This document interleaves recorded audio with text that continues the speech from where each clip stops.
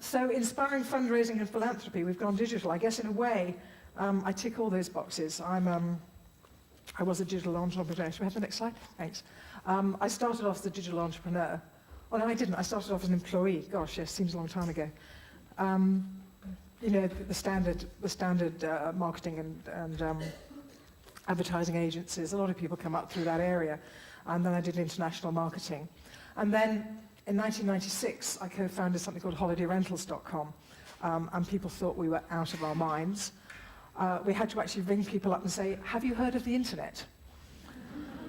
And a lot of them hadn't. They thought it was for paedophiles and bomb makers, but other than that, and academics. So that was an interesting period of setting up a .com in those days.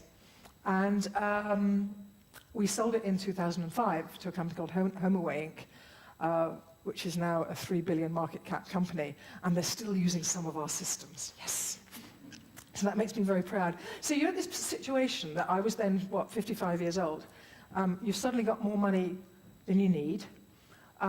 You suddenly feel, what should I've always spent all my time trying to have enough money so that I would, be able to pay the rent and all the rest of it. And suddenly you're in this situation where you've got a lot of money. Now, this is not an unusual situation because right now, 75% of the people on the rich list in the UK are actually self-made. It used to be 75% inherited. So there's a lot of people out there who have inherited money. The thing is, what do you do? And it's a very strange feeling. You're not going to change your basic values, but you're in a different situation. So I thought, yeah, I want to do something worthwhile. So I had this light bulb moment. Serendipity and light bulb, I call this one. I suddenly thought, well, what we'd done with holiday rentals, which was to link people who owned holiday homes to people who want to go on holiday, I thought I can link people who want to give to local charities to their local charities. It seemed quite an easy idea. I now know about gift aid. Different situation. But the problem I had was how was I going to find those local charities? And it just so happened that on my course at the Institute of Philanthropy was Matthew Bocock, who was the head of the then Community Foundation Network, and it's now called UK Community Foundations. There's 47 of them in the UK. Steve, of course, is about the best. But they give grants to 26,000 local charities annually. So there I was sitting in the room with Matthew, and we said, you know what? We've got to do this. Or with Matthew's case, I had to do it. So this is a slide, what's localgiving.com. This is a slide I did in sort of 2008. I updated the figures since then, because we've got more. Basically, at that point, and actually I think we still are, the UK's only online giving site that enables small local charities and the unregistered ones to raise money and awareness online.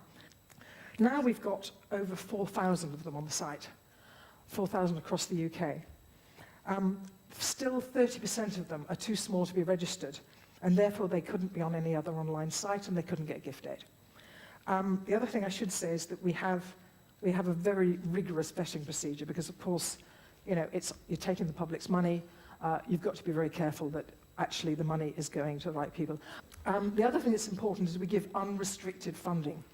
Those of you that are in the charity business, you know that's really important. This is the money that keeps the lights on.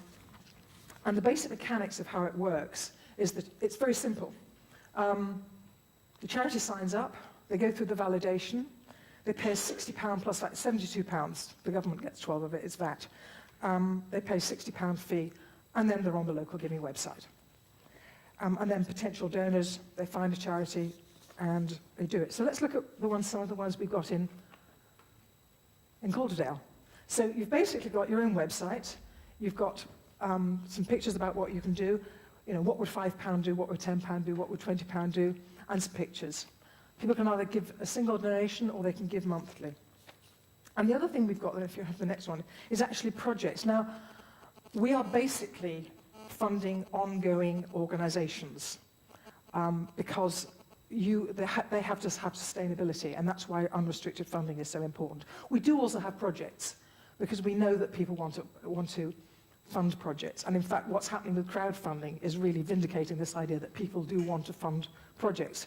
But small charities need to keep the lights on. And therefore, we do the unrestricted funding as well.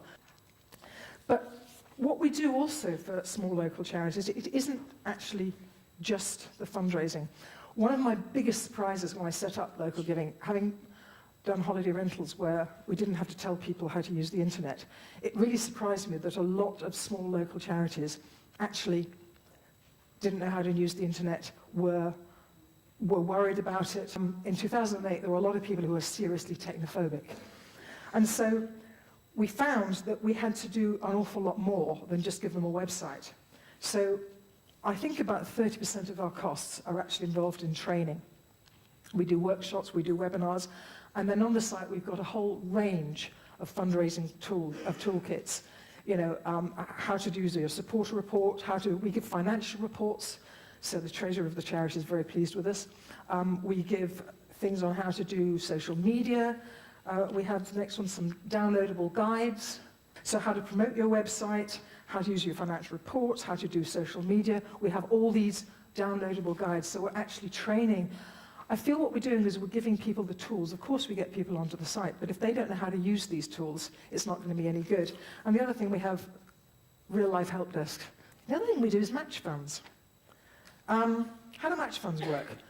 Basically, somebody gives us a pot of money, and whenever there's an online donation, that triggers a release from the match fund together with the donation, and that goes straight to the charity, again, within about 3 to 5 working days.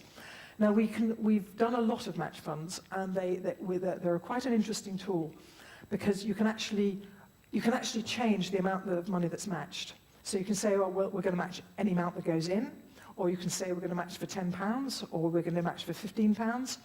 And what we're doing now is previously we had some match funds with the government, which were across the whole of the UK, but what we've developed now is multiple match funds. So it basically means we can do more than one at a time. So in this situation, you might have a charity in Calderdale that does children. So we might have a national charity running, a national campaign running, we might have a Calderdale campaign running, and we might have a children's charity campaign running. And in that situation, whenever there's an online donation to that charity, a third of whatever the limit is, which is generally about £10, would come from each of the charities, and when one of them is fully spent, it would come from 2. So we've actually developed this facility so that we can have local match funds and not just the national ones. So what have our achievements been to date? Okay, so far we've got 4,033 charities on the site. We've got 6,000 monthly direct debits set up. We've got 43,000 registered supporters and 478 fundraising pages. What about Calderdale, one of our first? We called it the TULUG. Do you remember? It was called the Test Users Launch Group. TULUG, it's sort of graved on my heart. They were very long days, weren't they, Steve? We've got 105 in Calderdale. We've got 71 direct debits. You've got 1,100 registered supporters. You've only got one fundraising page, Steve. Can you work on that, please? And in Calderdale, we've raised nearly £300,000 for small local charities. And I'm very proud of that. But I think the important thing is, what's the impact for the charities? I can talk numbers, I can say the amount of money, but this is just a small sample of charities that have benefited and what it have done. One of the things I'm trying to work on now, these anecdotes are great, but what I'm trying to work out, and these are only estimates, is what is the value to the charity and to society, because actually it's the communities that are the ultimate benefits. What's the impact? And what's the value to society? For the £60 fee that the charity pays, what is the estimated value? It's only £60 plus VAT that we pay. The average donation, excluding the match fund, is about £390. Now that's a big range. There's some that come on the site, don't put good content up, don't use the tools, and they don't get very much, and there's others that have raised many thousands of pounds. They get £97 of nearly £100 of gift aid that they wouldn't have got. The skills that we give them, for the digital skills, are not just for local giving, it's for all the other things that they can do, you know, if they are online. And in fact, how many people are going to be able to survive in the next 20 years if they haven't got digital skills? But obviously, they're saving an awful lot of money from doing their online marketing, not by printing off letters and I had somebody who said I had to give her money because she had no money, and here's her CD. Why are you making a CD? You know, here's a book that I've written. No, do it all online. Use social media. Give them the training to do that. That's going to be worth £100 a year. It must be another £100 to have more effective communication with your donors. actually get in touch with them through email rather than writing with them. And it must be worth £250 to have an updatable, mobile-friendly website with easy reporting and gift date. I don't know any web developer that would give you a website for £250. Not with mobile-friendly online donations and all the rest of it. So I reckon for that £60 or £72 a year, the charity gets an average of £900 benefit.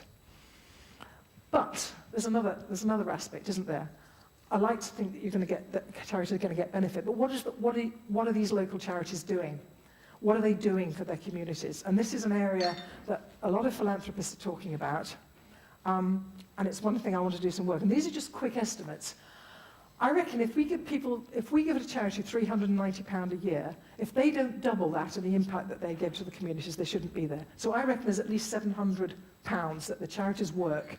There's a community building benefit for the donors and the volunteers. We have volunteers on our site, if you want to volunteer. Just what it does for communities, for the communities to get together, for the donors and the volunteers to get together. That's got to be worth £250. And we give £12 to HMG for the VAT. So that's got to be good. So this is just first estimates of what is the benefit of what small local charities do.